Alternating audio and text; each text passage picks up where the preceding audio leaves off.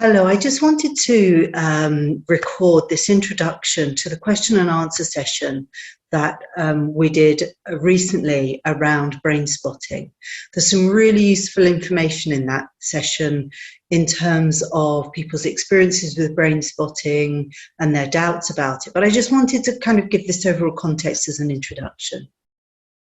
So brain spotting in its most simple form is a neurobiological precision tool that helps you locate and release activation in your nervous system. However, for it to work as effective in its most effective or its greatest effectiveness, it really needs to be used within a frame. And the frame has two very distinct parts to it. So one part of the frame is attunement. So if you're working on your own through the Focal Dystonia Cure book, then that attunement is to yourself. So you'll see that that very first exercise is about really developing a high level of interoceptive sensitivity so you can be attuned to yourself.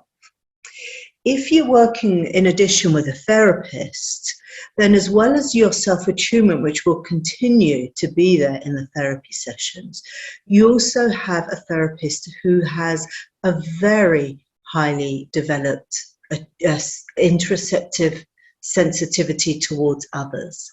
So they have this highly trained sensitivity towards you and therefore attunement with you. See, so that is occurring simultaneously with your own attunement. There's a lot of research that shows that attunement is the fundamental part of the healing of the nervous system. Bonnie Badenoch in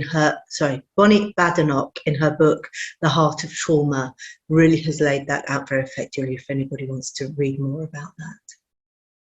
So, if you choose to work with a therapist, one of the things that you really want to be looking for is finding a therapist who really has that high level of refinement in their sensitivity and attunement to you. Then the second part of the frame is the therapeutic frame. So in terms of the book, what you'll find is that what I've laid out is a very deep understanding of the causes of the focal dystonia, and then step by step being able to guide you through that process in order to release those causes out of your nervous system. Okay, so that's the therapeutic frame within which we work. If you choose to work in addition with a brain spotting therapist, then what you have as within the therapeutic frame is all their skill and expertise. So the therapists that I've chosen and have trained with me have been cherry-picked really because of their level of attunement and sensitivity, but also because of the therapeutic frame that they work within, meaning that their expertise, their experience and their training are all within exactly these underlying causes for our focal dystonia. And they're able to really support you within that frame. So I just really wanted to help you to understand that brain spotting in itself is just a tool. It's true that it's a very high precision tool, but just on its own, it's a tool. That what makes it so highly effective is the frame within which it's used, and that's the attunement and the therapeutic frame. So I'm now going to add in the question and answer session that we completed, and I really hope that gives you a lot of deep understanding about the brain spotting aspect of this process, and would be delighted to hear your questions and comments. Thanks for listening. Okay. So are there any questions around brain spotting? I have one, Ruth. Yes, Brian. How do you know you're looking at the right brain spot? And so I'll add to that. I am reading David Grann's book. Okay. Yeah. In addition to yours, and right. I can answer that in two ways. It's either A, is that I'm just consciously choosing a spot, or I'm consciously choosing a spot because my subconscious told me to choose that spot. Now, at least for the zero state and the kindness state, my zero state spot is the same as yours, and my kindness state is up off to the right or bottom right. Yeah. But still, there's that nagging feeling in the back of my mind that I haven't chosen the correct spot. Okay. So as we start to become more and more attuned to ourselves, we start to become more aware of those different, the different aspects of ourselves, particularly this dominance of the neocortex, right?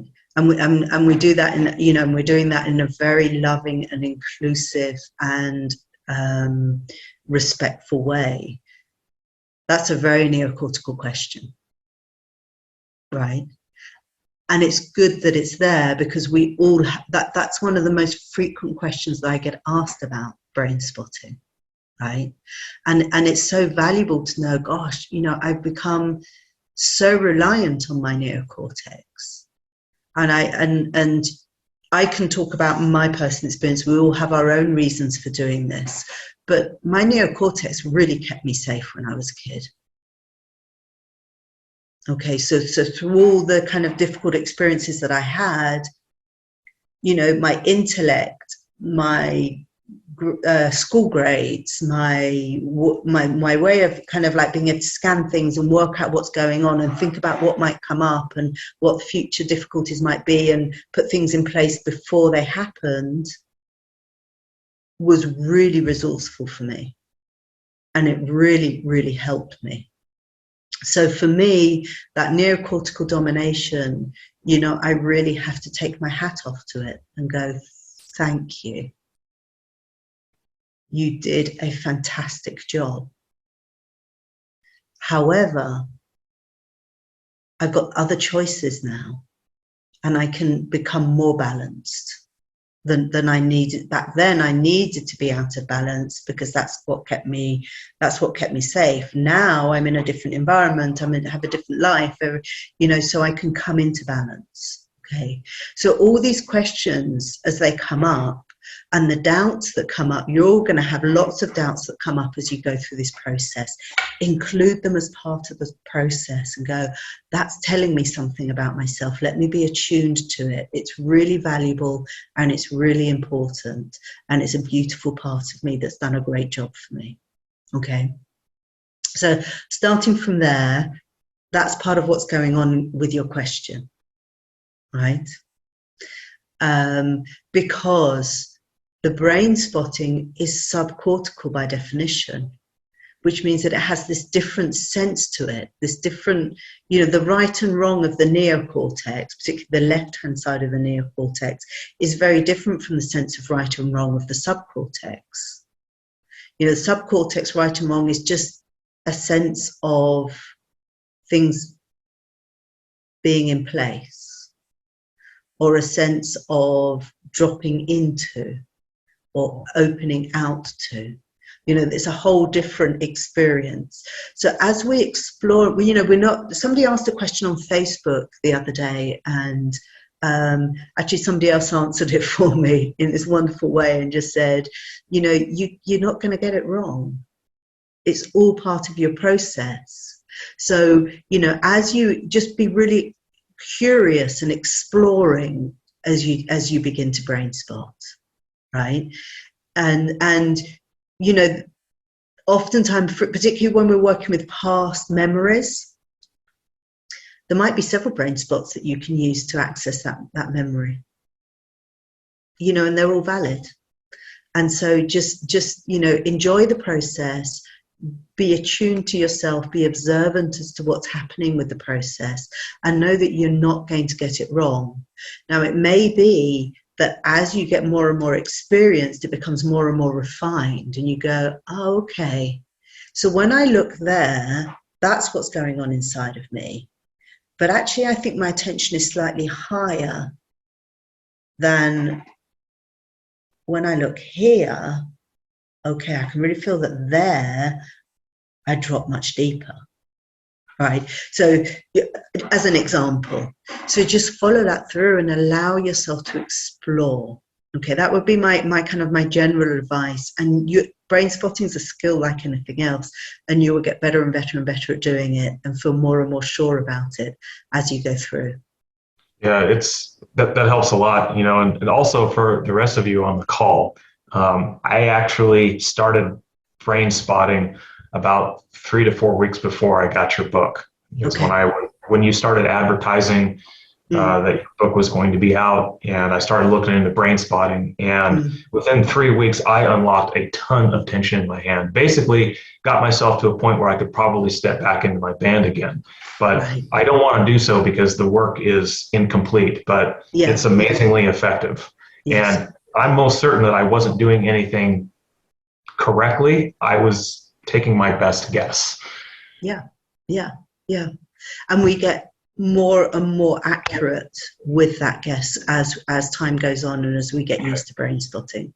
The one thing that I would say, which I talked about before, is if you keep your attention inwards, you know, for a lot of us, the temptation is that as we open our eyes, we then start bringing our attention outwards, or we start looking for the brain spot, right, with an external attention.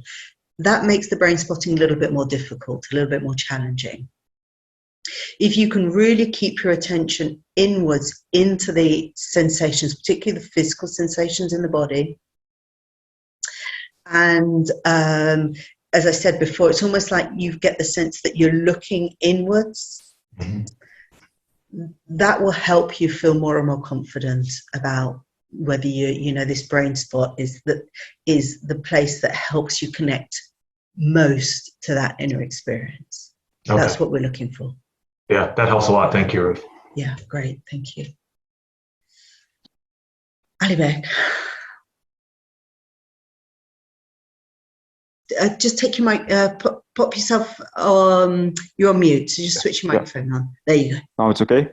Yeah, that's great. Okay. When I open my eyes during the zero state exercise, I have tears in them. Okay. And I start to blink. Yeah. Every 5 or 10 seconds. Yeah. And then my brain spot starts to move away a little bit. Okay. Is it okay, or? But I still can think what's going on inside of me. I still can feel what's going on inside of me. Okay, so I'm going to come back to the same thing I talk about attunement endlessly. Stay attuned to yourself and as to what it feels like on the first brain spot and what you connect with as your eyes move.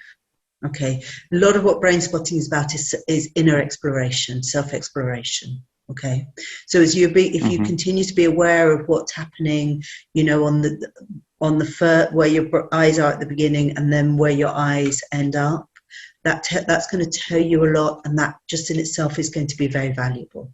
Okay. Okay.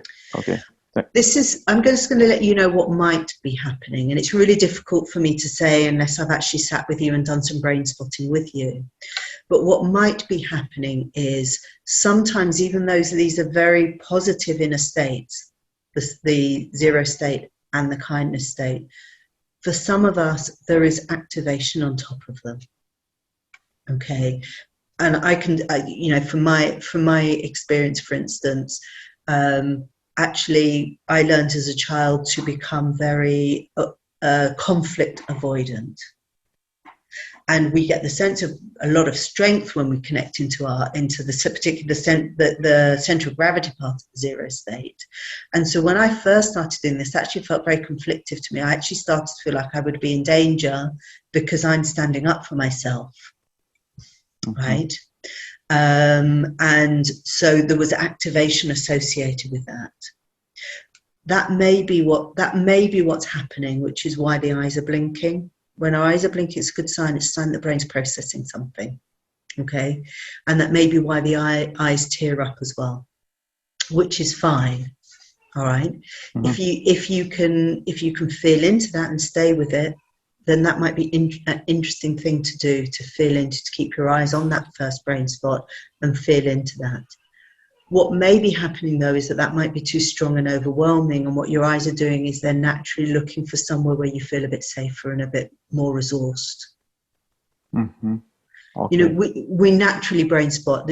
All that David Gran did was create something a very precise way of working around something that the brain is naturally doing all of the time. Okay, so explore what's happening and what works best for you, and stay and go with that. All right. Okay. Thank you. If you have any doubts or any questions with it, drop me a line. Thank you very much. Okay. Thanks.